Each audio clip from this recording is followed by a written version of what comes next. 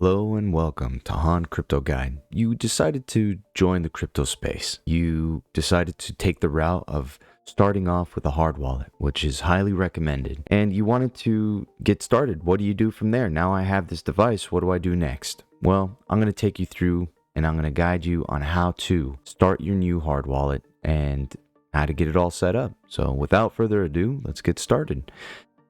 Once you open your box, you're going to have two items in there. Two necessary items. You're going to have the hard wallet, the Trezor hard wallet itself, and you're going to have a USB wire. Now, this applies to the Trezor 1. And once you go ahead and take that device, you plug it into your PC. On the device itself, it's going to ask you to go to a website, and it's going to state trezor.io/start. And it's going to take you to this website. What it's asking you to do is to download the desktop application. Now, if you have a Mac, go ahead and select this drop-down menu. Go ahead and select Mac or Linux for that matter. I do have Windows, so that's what I'll be using. Now, I do have this already installed, so I'm going to skip this step. But all you got to do is select this and follow the prompts. Not too complicated. It's pretty simple and straightforward. Once you have that downloaded, you're going to have this application now. Now you have the Trezor suite. And once you have that downloaded, go ahead and open up your application. This is what's going to pop up. I removed mine. Let me just go ahead and plug it in. Alrighty, there you go, guys. Here we're going to have to go through the steps of what it's prompting. Basically, you just follow the steps. You're going to go ahead and hit setup. Now, for those of you that just opened and just are now using your Trezor for the very first time, you're going to have to do a firmware update, okay?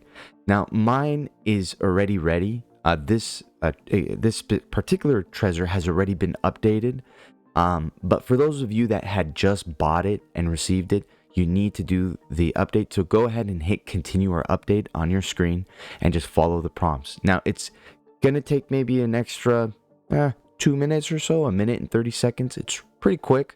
But once you have an updated Trezor and your firmware is updated, this screen is going to pop up. You have two options. You could do a create new wallet or recover wallet.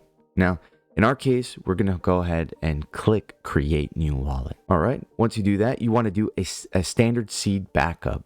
Okay. So this backup is so that we could physically write down our seed phrase, right? We want to know what our seed phrase is. That way we have access to it in the future. If anything happens to your Trezor, I want to know how to access it, right? So let's go ahead and click confirm on your Trezor. All right. Now you want to hit create backup.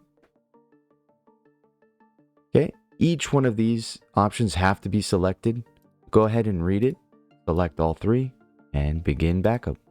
This is where the important part begins. Once you have selected create backup on your Trezor device, you have to take note on all of the seed phrase words that it's going to prompt you. You will have a total of 24 words on your seed phrase, so just keep that in mind. That is basically a standard for a Trezor, which is one of the beauties of having this hard wallet. So go ahead and go through all 24 words and write them down. Okay, don't digitally save it. Don't take a picture of it in the future. Just write it down physically on a piece of paper and then find a place to store it and securely store it. So go ahead and go through those prompts and then I'll see you back once you're ready. Welcome back. You got 24 words written down and you've confirmed that those are the 24 words. Once that is done, your next prompt is going to create a PIN. Now, this PIN is specifically to access your Trezor device. This is not to access the blockchain, right? So the seed phrase that is stored on your Trezor device is what's going to communicate to the blockchain. This PIN is strictly to unlock your Trezor, right? So let's go ahead and click continue to PIN. Set PIN. Okay, now on the Trezor device itself, hit confirm. Go ahead and set up your PIN. Once you're done inputting your PIN, go ahead and hit enter PIN. Verifying. So you have just now set up your new PIN. After you have established your PIN, your next step is to activate the coins. So as it says here, select cryptocurrencies to show in Trezor Suite. You can change the settings at any time. So assume you don't have Bitcoin selected today, okay? And you decide you want to interact with Bitcoin sometime in the future. So all you got to do is go to your settings on the Trezor after you've completed this step and select it and activate it. And from there, it would give you your Bitcoin address. And I'll go ahead and show you here shortly. But for now, I'm going to go ahead and just keep Ethereum selected. Scroll down and hit complete. From here, you have the option of editing the name on your account. Completely up to you. You can also change your home screen, whatever you'd like. Go ahead and select Access Suite. Like standard wallet, and there you have it. Now you have officially created a safe Trezor wallet. Go ahead and select enable more coins, and just like in the previous screen, you'd be able to activate or deactivate whatever interactions or currencies you're interacting with at that time. You can activate Bitcoin. By doing so, it's going to create your Bitcoin address. Okay, the seed phrase is still going to be the same. All it's going to change is the address. So no two addresses are the same. And I'll give you an example what I mean by that. Let's say I go ahead and click Bitcoin. Okay, I go to dashboard and it's loading up. And I select receive. Now I have two blockchains, two items I could interact with. I have an Ethereum token or Ethereum network that I can jump into, or I have the Bitcoin. And just to give you an example, both of these are completely different addresses. Okay, if let's say somebody wants to send me Bitcoin and just Bitcoin, and they only have my Ethereum address, right? They won't be able to find me, right? You have to be able to provide them with your Bitcoin address or public address. And I'll show you the difference. Go ahead and select Ethereum, for example. I hit receive and show full address, and there you go. This is my public address, all right? So in the blockchain, when I do a transaction, this is what's going to show up. It's not going to show that it's me per se, right? Nobody's going to know that this is Han Crypto Guide, but there you're going to be able to see whatever transactions I do on this account, right?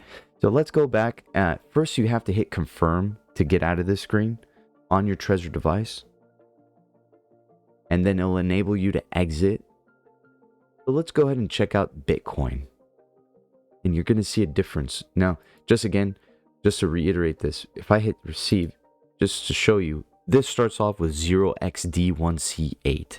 Okay. If I go ahead and select Bitcoin and I select receive, you're going to notice that it actually has a different address.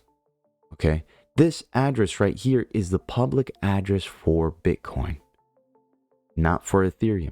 So there are two different entities and two different tokenomics, two different structures. I mean, everything about them are completely different. They have some similarities, but they're completely different assets. So keep that in mind. It's like you have one is a dollar and one is a euro. A dollar is a dollar and the euro is a euro. Completely different assets.